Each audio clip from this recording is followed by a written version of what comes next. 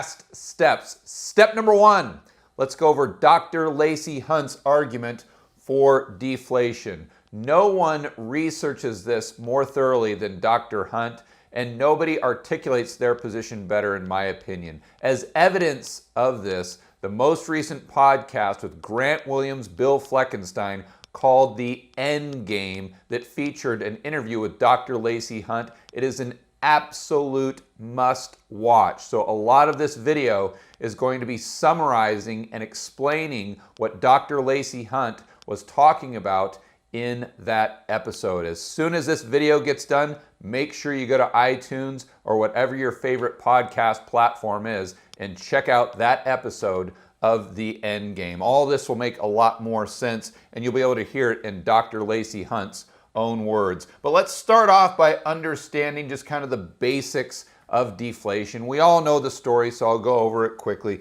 Basic economy, and you have all three of these individuals who own homes. They really couldn't afford them, but they were able to get all this excessive debt from the banking system. And because they have their homes, they go up in value. There's demand. We all know the story of 2008 or 2002 to 2008. So the increase of the asset prices due to the debt going up creates more spending, also more jobs for these construction workers over here. So the money goes from the bank, it goes to the individual, that goes to the construction worker, then the construction worker spends that money at the local store, as do these individuals who purchased homes by getting this loan from the bank. Unfortunately, what ends up happening is the debt, I can't reach around, I'll have to go over here. Okay, so you can see the debt over here. It gets really high. And then the income stays the same. So at a certain point, there isn't enough income to service the debt, and it all comes crashing down. There's no more debt going from the bank to the homeowners. Therefore, there's no money going to the construction workers, no money going to the store owner. There's less spending, which equals lower prices, fewer jobs, and it creates this doom vortex. With the fewer jobs we have, the less spending, lower prices, it creates this feedback loop downward. So the Keynesian approach, or the typical approach from the Fed or the people at the World Economic Forum, Klaus and all of his buddies, they would say, well, we just need more debt because we have to increase spending. The problem is spending, therefore all we have to do is increase it. And if we could just take on some more debt from the government, or if we could just have these individuals take on more debt, problem solved. It's really kind of the knuckle dragger approach to solving the deflationary problem. Of course, Dr. Lacey Hunt is a genius, so he really gets down into the nuance of deflation and why just adding debt to increase more spending won't work. First, let's check out a report from McKinsey Global Institute. Dr. Hunt references continually throughout the interview that backs up a lot of his conclusions. Editor, let's go right to the internet. So we start on page 67 of the report, where they go over historic episodes of deleveraging. Exhibit B shows us that they're not just measuring public sector debt, but also private sector debt, and a combination of both. There's really only four ways out of this big debt problem. First, by belt tightening, and this is what happened in the majority of the countries that they studied during certain time periods.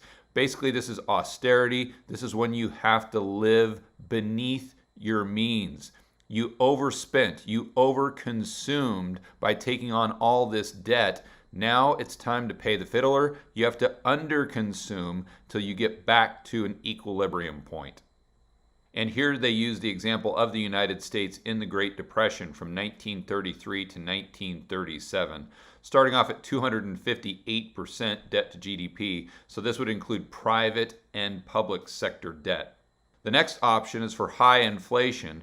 Of course, we know all the stories of hyperinflation and the devastation that does to the economy, but the upside is that it definitely does wipe out any debt you have denominated in the local currency. The third option, which is just as bad, is an outright default. And the fourth is growing out of the debt. This is what all the Keynesians want us to do. This is their perfect world scenario. Unfortunately, it rarely happens. And let's look at the only time that it's happened in the McKinsey study 3 times, once in the United States, Egypt, Nigeria. I'd point out that in Egypt, their total debt to GDP started at 46% and really only went down to 40%. And that was after 4 years, so not that much of a deleveraging. And in Nigeria, it went from 15% down to 8%. And the United States is the only example of where it went down substantially. But I'd like to point out that was a result of World War II. So the options right now for the United States is to live beneath our means, produce more than we consume for a continued period of time, call it probably a decade, or we could opt for high levels of inflation that might even turn into hyperinflation, which would be far, far worse than just a belt tightening or austerity. Default really isn't an option for the United States, so the only thing left would be World War III.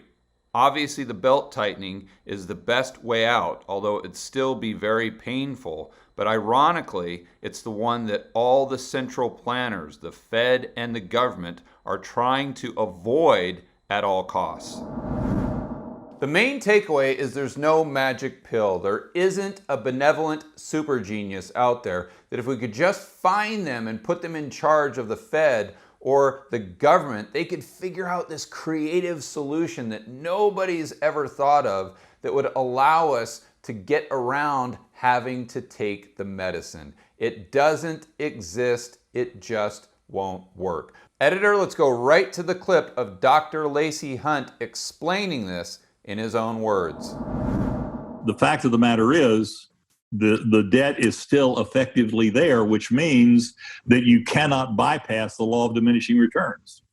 Because what you're thinking is that we somehow put it aside and then we go about borrowing more money to facilitate economic. Well, if you overuse a factor of production, the growth rate will just get weaker and weaker. There's no financial solution. Everybody's looking for a cutesy tootsie fix, right. And it's not there. So this debt jubilee idea is. By the way, I've heard people say to me, I've been told that you're a bright fellow. Well, if you're so bright, why can't you tell me what the fix is? There is no fix. But to understand Dr. Hunt's arguments even further in greater detail, let's go through a quick thought experiment. We've all heard this solution that's becoming very, very popular in the mainstream media, and we'll call it a solution with air quotes. And it's pretty much looking at the balance sheet of the central bank and the government just like an NBA scoreboard. Let me explain.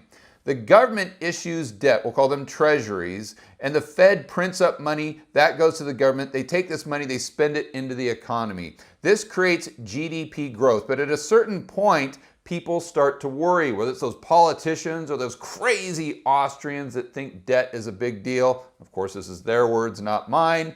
Then we have a debt ceiling, so the government has to limit its spending. It can't spend as much as it was at the beginning that produced the original high levels of GDP growth. So it levels off, if not sometimes goes down. So the people that look at this, they say, well, that is craziness. Obviously, we can see the more government spending we have, the higher GDP goes up. So if we have the central bank just take all of the liabilities of the government, so all of the treasuries, all of their debt, and just move it over to their balance sheet, since the central bank can take an infinite haircut and their balance sheet really doesn't matter, at a certain point when the Fed or the central bank owns all the government debt, we can just press a button and poof, the debt's gone.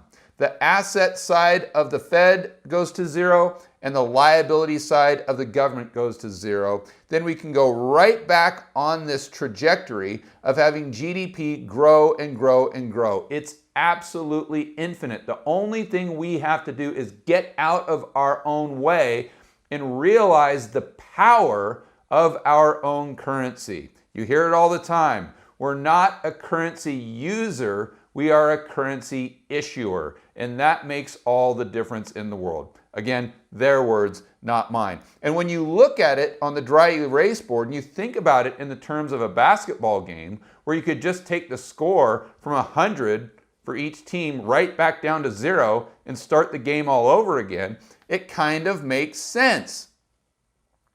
But as you can imagine, there's a big problem with this way of thinking.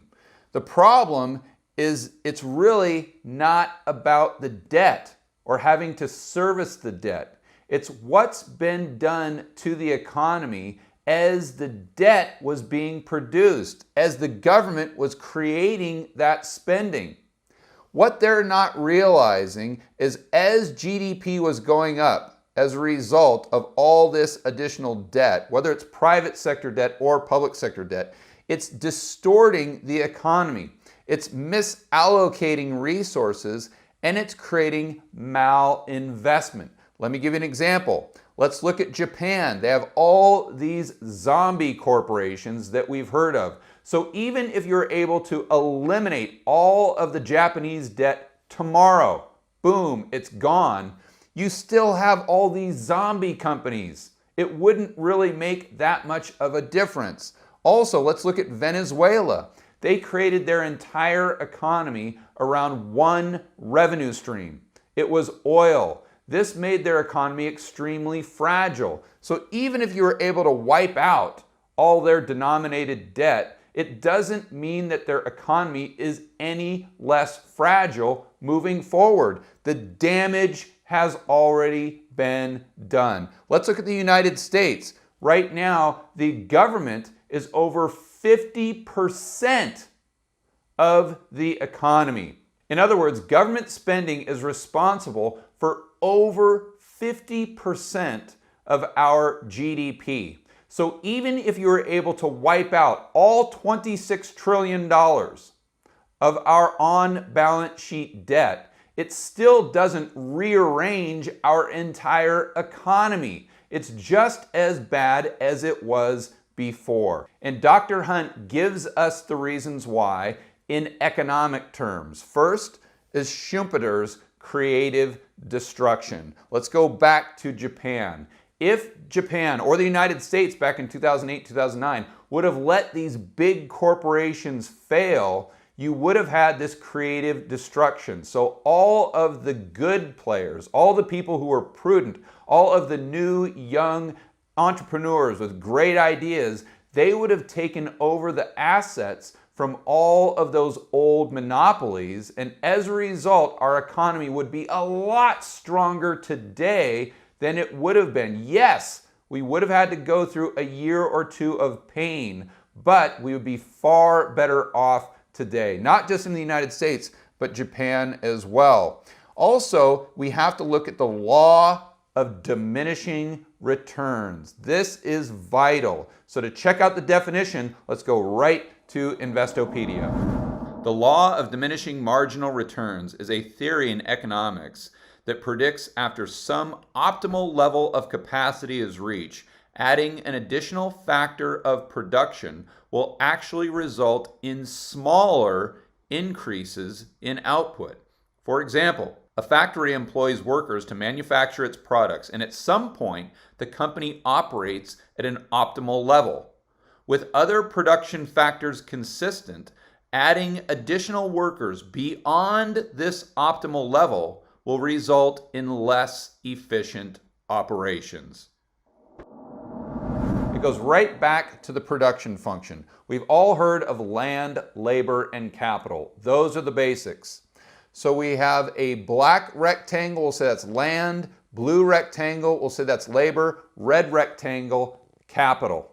If they're all in harmony, running at capacity, we're producing 100% of our potential economic output. But if we layer on additional excessive capital, let's say in the form of government spending and debt, it will actually lower economic output. We go from 100% down to 75%. And then if we think the solution to a debt problem is just more debt, so the government spends even more, then economic output goes from 75% down to 50%. You see the problem here. What it really boils down to is there's only one way to produce economic growth. And we are all taught that way back when we were kids growing up. But no one articulates it as well as Dr. Hunt. So let's go to a clip from that recent podcast with Grant Williams and Bill Fleckenstein. What we have here, and really the thrust of where the modern monetary theory is going, people are talking about the technicals of MMT. The real flaw is that what creates economic prosperity, well-being, advancement is hard work, ingenuity, saving, reinvesting. The solution's not with the government. But you see, what we're looking for is some sort of easy governmental solution, which is not the way we achieved our prosperity. That's the fundamental flaw.